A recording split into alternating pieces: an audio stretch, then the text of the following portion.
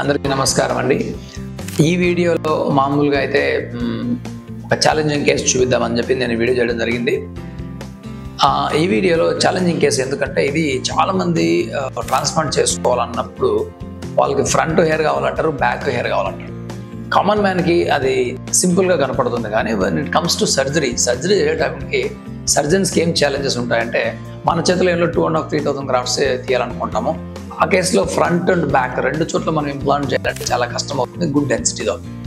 అందువల్ల ఈ challenging case. So kindly ఈ వీడియో మీరు లాస్ట్ వరకు చూడండి. ఈ కేసు ఎందుకు ఛాలెంజింగ్, ఇట్లాంటి కేసులు మనం ఏ విధంగా డీల్ చేయాలి, ఏ విధంగా పేషెంట్ని కన్విన్స్ చేయాలి, ఏ విధంగా ట్రీట్మెంట్ చేయాలి అన్న దాని మీద మీకు ఒక సమాధానం దొరుకుతుంది.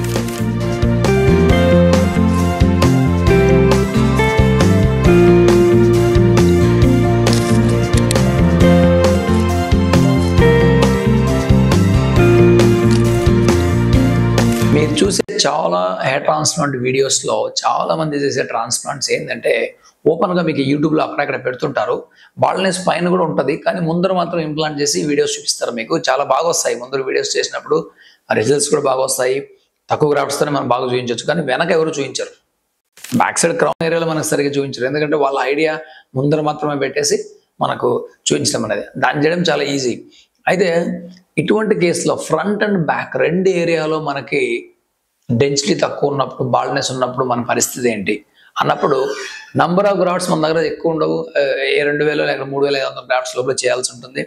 అలాంటప్పుడు వాళ్ళకి ఏదో మ్యారేజ్ లేకపోతే ఏదైనా దగ్గరలో రెండో సెషన్కి రాలేకపోయిన పరిస్థితిలో ఉండొచ్చు. అలాంటప్పుడు ఏం చెప్తారంటే, రెండు ఏరియాలో ఫ్రంట్ అండ్ బ్యాక్ రెండు నాకు ట్రాన్స్ప్లాంటేషన్ కావాలని చెప్తారు. అందువల్ల ఈ ఛాలెంజింగ్ కేసు అని చెప్తున్నాను. ఛాలెంజింగ్ కేసుని ఎందుకన్నానంటే, ఇక్కడ ఫ్రంట్లో ఎయిర్ ట్రాన్స్ప్లాంటే కాకుండా క్రౌన్ ఏరియాలో కూడా మనం ఇంప్లాంట్ చేసుకోవాలి. ఫ్రంట్లోనే మనం కావాలంటే 3,000 గ్రాఫ్ట్స్ పెట్టేసి గ్రాఫ్ట్స్ మనం క్లోజ్ చేయొచ్చు. మరి అలాంటప్పుడు బ్యాక్ సైడ్ పెట్టడం చాలా కష్టం అవుతుంది. కాబట్టి ఇక్కడ మనం చేయాల్సిన మెయిన్ ఇంపార్టెంట్ పాయింట్ ఏంటంటే, న్యాచురల్ హెయిర్ లైన్ డిజైన్ చేయాలి. దానికి కొంచెం హైయర్ హెయిర్ లైన్ తీసుకోవాలి. ఎందుకు హైయర్ హెయిర్ లైన్ చెప్తున్నానంటే, కొన్ని గ్రాఫ్ట్స్ మనం సేవ్ చేసుకోవచ్చు. అక్కడ 1 సెంటీమీటర్ కిందికి పెట్టుకోవడం వల్ల మనకు 500 గ్రాఫ్ట్స్ వేస్ట్ అవుతాయి. కాబట్టి ఆ గ్రాఫ్ట్స్ మనం క్రౌన్లో పెట్టుకోవచ్చు. అంటే ఈ ప్లాన్ అందరికీ సూటబుల్ అవుతుందని చెప్పడం లేదు, కొద్దిమంది పేషెంట్స్కి ఫ్రంట్ అండ్ బ్యాక్ ఉన్న వాళ్ళకి. అఫ్ కోర్స్ ఇది సెకండ్ టైం వచ్చాడు అనుకోండి, మనం ఇంత డిస్కషన్ చేయాల్సిన పనిలే. సెకండ్ టైం, ఫస్ట్ టైం ఒక ఏరియా, సెకండ్ టైం ఒక ఏరియా చేయొచ్చు. ఒక సెషన్లోనే ఫ్రంట్ అండ్ బ్యాక్ చేయాల్సి వచ్చినప్పుడు మెటిక్యులస్ ప్లాన్ ఇస్ చాలా ఇంపార్టెంట్. అంటే మీ సర్జను హెయిర్ లైన్ ఎక్కడ డిజైన్ చేస్తున్నాడు, ఎన్ని గ్రాఫ్ట్స్ పెడుతున్నాడు. అదేవిధంగా క్రౌన్కి వచ్చినప్పుడు, క్రౌన్లో నాట్ ఓన్లీ గ్రాఫ్ట్స్, స్విర్ల్ ఉంటుంది కదా, సుడి ఉంటుంది కదా, సుడిని మనము న్యాచురల్గా ఎలా రెప్లికేట్ చేయాలి అంటే, ఎలాగుందో అలాగే తయారు చేయాలి. చాలామంది సర్జన్స్ అక్కడ ఫెయిల్ అవుతారు. అక్కడ మనం సర్జన్ క్వాలిటీ చెప్పొచ్చు. మీరు ఈ పేషెంట్లో చూడండి, ఆ సుడి చాలా న్యాచురల్గా ఉంది. అది ఎలా వస్తుందంటే, మనకు artistic hand, single follicular implant చేయడము, డెన్సిటీ ఇవ్వడము, ఇవన్నీ ఉంటాయి. కాబట్టి దీన్ని ఛాలెంజింగ్ కేసు అని చెప్తున్నాను నేను. అందువల్ల ఇటువంటి పేషెంట్స్ మంచి సర్జన్ని చూస్ చేసుకోకపోతే మీకు ఓన్లీ ఫ్రంట్ హెయిర్ వస్తుంది, మళ్ళీ మొత్తం అంతా పోతుంది.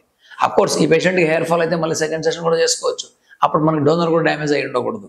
కాబట్టి ఇంపార్టెంట్ పాయింట్స్ ఈ పేషెంట్లో, న్యాచురల్ హెయిర్ లైన్, ఎక్కడ హెయిర్ లైన్ ఎందుకు డిజైన్ చేయాల్సి వచ్చింది, మనం అంత హైట్ ఎందుకు తీసుకోవాల్సి వచ్చింది, స్టూడియోలో మనం ఏ విధంగా గ్రాఫ్ట్స్ ఇంప్లాంట్ చేసాము, రేపు పొద్దున్న సెకండ్ సెషన్ అవసరమైతే బ్యాక్ సైడ్ హెయిర్ ఉందా లేదా, ఇన్ని పాయింట్స్ మనము గమనించి ఇటువంటి కేసెస్ ఉన్న వాళ్ళు మంచి సర్జన్ దగ్గరికి వెళ్ళి ఎవాల్యుయేట్ చేసుకోవడం మంచిది. అదేవిధంగా ఇట్లాంటి కేసుకు సంబంధించిన వాళ్ళు ఫ్రంట్ అండ్ బ్యాక్ బాల్నెస్ ఉన్న వాళ్ళు మినిమం ఏజ్ అబౌట్ 25 లేకుండా ట్రాన్స్ప్లాంట్కి వెళ్ళొద్దు. ఎందుకంటే మీకు ఫర్దర్ హెయిర్ ఫాల్ ఎక్కువైనప్పుడు మనం ఏం ప్లాన్ చేసినా పాడవుతుంది. కాబట్టి ఈ పాయింట్స్ అన్ని మీకు తెలియాలి ట్రాన్స్పరెంట్ అంటే మీరు మంచి సర్జన్ దగ్గరికి వెళ్ళాల్సిందే. కాబట్టి choose your best surgeon for results. ఇక్కడ నంబర్ ఆఫ్ గ్రాఫ్ట్స్ ఒక్కటే మనకి హెయిర్ తీసుకురాదు.